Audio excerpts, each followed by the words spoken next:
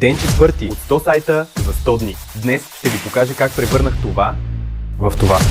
Всеки ден избирам един случайен български онлайн магазин и показвам как бихме го подобрили с помощта на AI, UX и реален опит от WooCommerce проекти. Днес разглеждаме чекаут страницата на Galen.bg, една от най-популярните онлайн аптеки в България. Чекаут страницата е последната стъпка преди покупката. Ако тя е сложна или объркваща, много клиенти се отказват точно преди да завършат поръчката. Стъпка 1. Качих скриншот на чекаут страницата в ChatGPT и написах: анализирай тази чекаут страница и ми кажи какви проблеми виждаш. Целта е по-бързо и лесно завършване на поръчката. Стъпка 2. След това написах: спрямо приоритетите, напиши най-оптималното решение за подобряване на дизайна. Стъпка 3. Накрая написах: окей, спрямо тези промени генерирай новия дизайн. И само за няколко секунди получихме изцяло нова концепция за чекаут страницата. Ето и крайния резултат.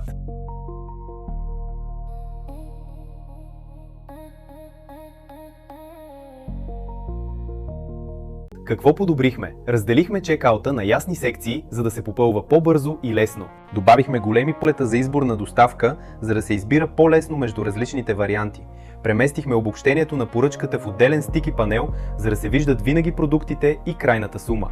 Подобрихме полетата за въвеждане, за да бъдат по-четими и по-лесни за попълване.